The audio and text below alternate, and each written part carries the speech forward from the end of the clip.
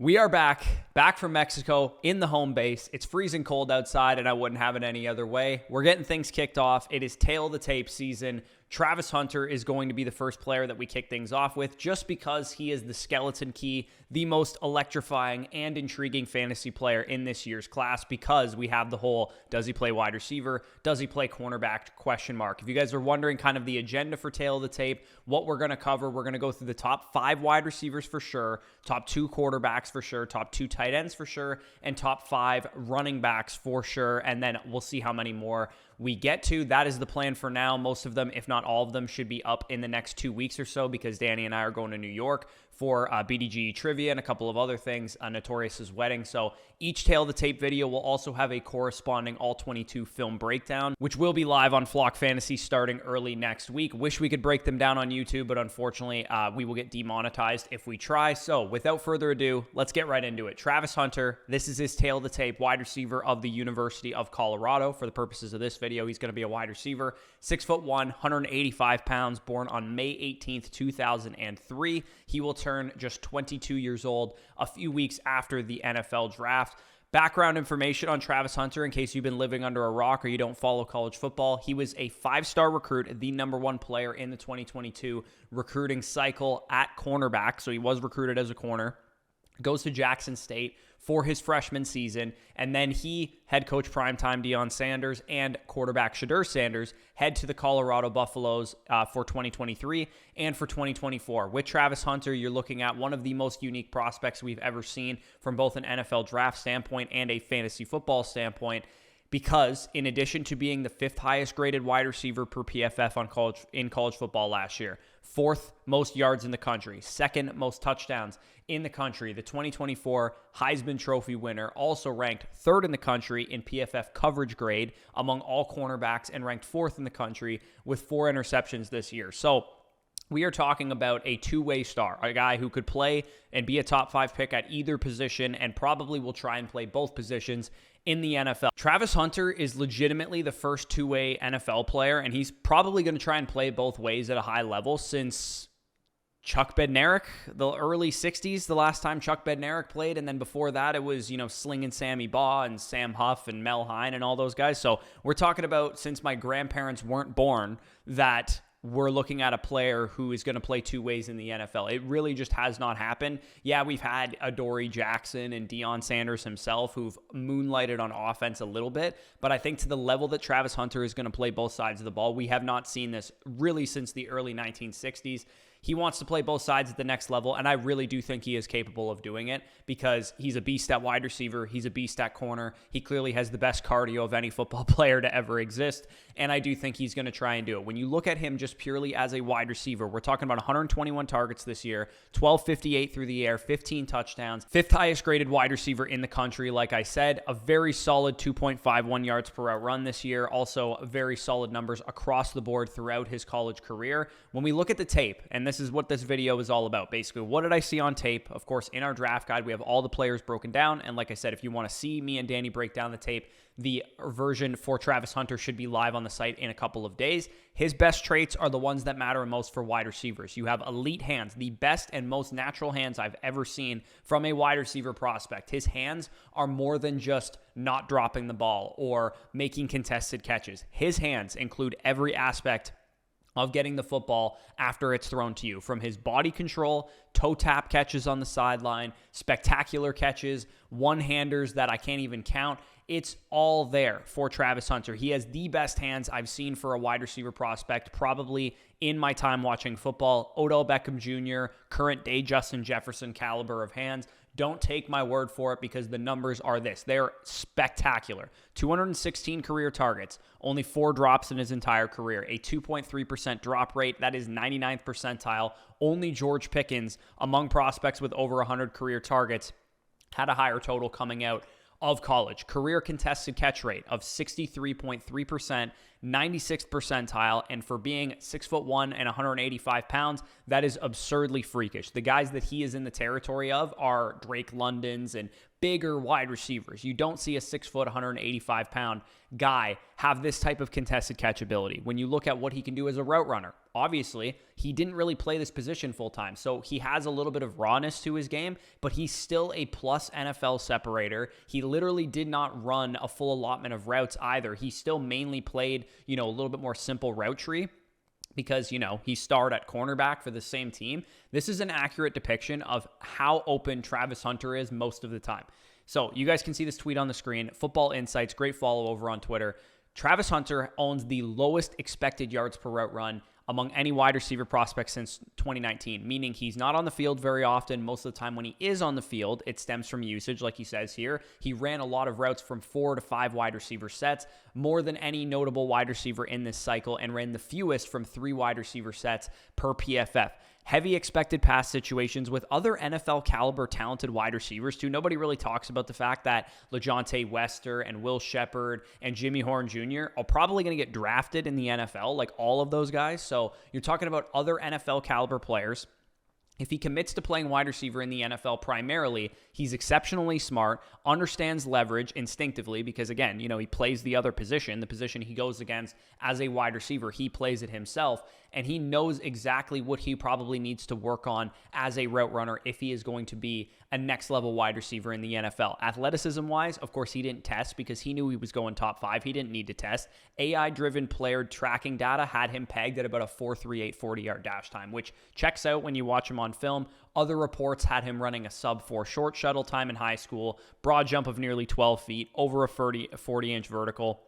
Point is, with Travis Hunter, I don't need the combine to tell me this guy is a freak show athletically. I have eyeballs. I can tell he is a freak show athletically. Yards after catch, again, he's fluid, he's slippery. The only way to describe Travis Hunter is honestly, he just simply moves at a faster pace, more fluid rate than anybody else on the field. The rest of the athletes on the field look like JUCO high school players, the way that Travis Hunter moves in and out of his breaks, after the catch, all that kind of stuff. 27.65% missed tackles forced rate after the catch. That's a 93rd percentile mark. And when you talk about, was he just getting gadget targets, screen targets like, say, Luther Burden was from this class? No, he had a career 11.2 average depth of target, which is right in that range where you want it to be, where you're getting some short targets, but a lot of deep targets as well.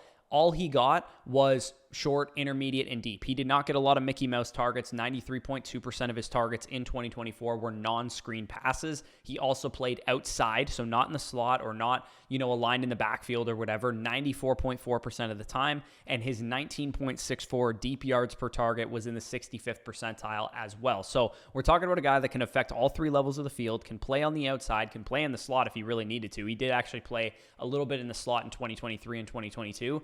Elite production profile, especially considering the circumstances that he didn't even run a full allotment of routes until 2024. His freshman and his sophomore year, he was well under 60% of his team's routes. And of course, in 2024, still starring on defense as a junior, he still hits the marks for career yards per route run. Best season yards per route run, targets per route run, target share, first downs per route run, yards per team pass attempts, PPR points per game. This one's the most impressive. Year 1 to 3 receiving yards market share. Again, barely played offense in his first year and didn't play a whole lot of offense in his second year. I could keep going, but you get the idea. Absurdly, the prospect model compares him to Justin Jefferson, to Garrett Wilson. And again, it just thinks that he played wide receiver full time. There's no input in my prospect model to say, yeah, this guy also was an elite defensive player, so give him a little bit of a break in the prospect model. No, they're just grading him as a wide receiver, and he still comes out as good as Justin Jefferson and Garrett Wilson as a prospect. When you talk about intangibles, I don't think people realize how much work ethic, how much talent, how much physical fitness it takes to play both cornerback and wide receiver in Power 5 college football. A lot of high school players play both sides of the ball, wide receiver and safety, or linebacker and defensive line, or linebacker and offensive line. A lot of people do it in high school, but once you get to college, you got to specialize because it's too difficult. He and Devontae Smith are the only wide receivers I have ever given a perfect grade to in the smarts and football IQ category of our player cards, of our prospect grading. So this is a dude that is as smart as can be, exceptionally good character by every report. The weaknesses he has are pretty manageable. He's undersized, 6'1", 185 pounds, which is not an ideal frame for a wide receiver. He's a little bit lean, a little bit undersized. He can take some big hits here and there. Maybe that would cause some durability issues in the future, but it's not really that big of a concern. Again, he's basically the same size as Garrett Wilson or, Chris Olave, even a little bit bigger than those guys. His route tree, like I said, was also pretty rudimentary. Drags, crossers, slants, outs, ins, go balls. He didn't really run a whole lot of complex routes, but I feel pretty confident that he can develop into that, because if he is playing more wide receiver in the NFL, I think an NFL wide receiver coach can teach him the intricacies of running routes, especially if, say, he goes to the Patriots at 4. He'll be working alongside Stephon Diggs, who is an experienced NFL route runner who can teach him a thing or two about the position. And a lot of his scramble drill plays with Shedeur Sanders were just a result of him kind of being the best athlete on the field. So that kind of inflated his production a little bit. Play strength, again, kind of goes hand in hand with his size. There were times that he struggled to beat press man coverage because, like I said, he did play on the outside most of the time this year, and he couldn't match that physicality of bigger press man corners who had a little bit more mass. But again, NFL strength and conditioning program, add 5-10 pounds to his frame of muscle, he'll be just fine. Biggest weakness, or what I like to call the hinging trait, as in if this guy doesn't hit in the NFL, it'll be for this reason. I talked about this plenty of times for last year's prospects. The only way this dude doesn't hit at the NFL at wide receiver is that he plays defense. That's really the only way he doesn't hit, in my opinion. I guess you could say that maybe because of his size and play strength, it could cause some durability issues. He could get overpowered and maybe stunt his development that way. But to me, he's one of the few prospects in this class that is just a straight up can't miss. I think that this dude will be putting on a gold jacket someday, whether it's at wide receiver, at cornerback, or at both, because he is that talented. Physically, he is that talented mentally as well. Final grade for Travis Hunter was a 90.0 out of 100, precisely the same grade I had on Malik Neighbors last year. Again, he did lose points in the analytics department, in the route running department because of his route tree and stuff. If he was playing wide receiver full time, I have no doubt in my mind he would be a generational wide receiver prospect, just like Marvin was last year. Danny is actually almost there already, even higher up than I am at 92.5. Comps, summary, that kind of thing that I can go through really quick. He's a freak show. The floor is Garrett Wilson. The ceiling is Justin Jefferson or Odell Beckham Jr. I seriously think he's that talented of a player. He's that good. He's that athletic, that elite of hands, body control, everything that you need to be a wide receiver in the NFL, Travis Hunter has. He is an exceptionally talented route runner. He's a separator naturally. He's explosive. He is so smart. He's tough. He has exceptional character by every report. The complete package of a wide receiver prospect. Please, for the love of God, Travis, go look at what Justin Jefferson makes financially. Go look at what CeeDee Lamb's contract was last year. Go look at what Jamar Chase just signed for. Make the choice and choose offense if you are faced with the decision, because in your ideal landing spot, I do think it is the New England Patriots at number 4 overall. When you look at NFL mock draft database, where they expect Travis Hunter to go, it's either going to be number 2 to Cleveland, number 3 to New York, or number 4 to New England, with the Patriots probably being the most likely because Cleveland and New York both have quarterback needs. They could possibly take Shedeur Sanders. Cleveland has been heavily linked to Abdul Carter at number 2 as well. The idea of pairing him with Myles Garrett, obviously very intriguing. And Tennessee is likely picking Cam Ward at number 1. So if you look at the New England Patriots as a landing spot, you have Christian Gonzalez, a star cornerback 1. You have Carlton Davis, former Buccaneer great, who signed for $20 million per year on the other side of Christian Gonzalez. I would imagine the Patriots are going to view him as the number 1 playmaker for Drake May that they've been searching for. They signed Stephon Diggs. It's a short-term patchwork contract. It is not something that is going to preclude them from drafting Travis Hunter, in my opinion, given that scouts expect Cam Ward to go number 1 to whatever team gets him. Number 2 will probably be Abdul Carter to whatever team gets him, probably the Browns. And Shedeur Sanders is definitely still in play for the Giants at number 3. I do think that the Patriots and Travis Hunter is ideally what we get. I've talked about this before, but Travis Hunter is a much better wide receiver than cornerback in the eyes of most of the media. Daniel Jeremiah, Mel Kiper, Matt Miller, Dane Brugler, all of them have come out and said that he should play primarily at wide receiver and maybe play like dime package cornerback or nickel package cornerbacks, mix in on defense. I do think the Browns, if they took him, would play him at wide receiver. We already heard Andrew Berry say that. Like I said, we don't know with the Giants, but probably cornerback given their team needs. And the Patriots, like I said, probably wide receiver given their team needs and the fact that they shored up their secondary already. With the rookie drafts on the horizon, what do we do with Travis Hunter? That's the question that everybody has right now. It is so difficult to know at this point in time. Here's what it is for me. If he's a New England Patriot or a landing spot where he can be a wide receiver first, and we maybe hear that confirmed or whatever the case is, he is my 102 behind Ashton Genty if that happens. If he is, let's say, a New York Giant or a Jacksonville Jaguar or some other team that maybe decides he's going to play defense first and maybe use him sub packages on offense, 50% of the snaps or lower kind of thing, then he would probably be more so an early second round, late first round rookie pick. And also, there's also the possibility that we just straight up don't know. I think everybody's assuming we'll get an answer at the NFL draft where they'll announce him as a wide receiver, they'll announce him as a cornerback. We'll hear reports right after the draft. Hey, the Browns think that he's going to play wide receiver. Hey, the Patriots are going to use him at wide receiver. It's also a possibility that we don't know what position he plays. He goes 3 to the Giants, and they never say what he's going to play. They announce him wide receiver / cornerback, and we have no idea going into rookie drafts. Again, I would still take him probably in the early second round at the very least, if not late first round, because of how good of a player he is. If he does play offense, he will end up being the steal of rookie drafts if you don't have to pay a high-end pick for him. IDP leagues, forget about it. He's going to be an absolute cheat code. So definitely make sure you draft him in IDP leagues, and probably he is the best prospect to ever live in IDP leagues. If you want the Travis Hunter All-22 film breakdown, again, we haven't recorded it yet, but it will be live early next week. Me and Daniel go through all of Travis Hunter's big plays and talk about what he kind of brings to the table from a film standpoint. I wish I could have thrown the film on while I was talking, but unfortunately YouTube will take that down.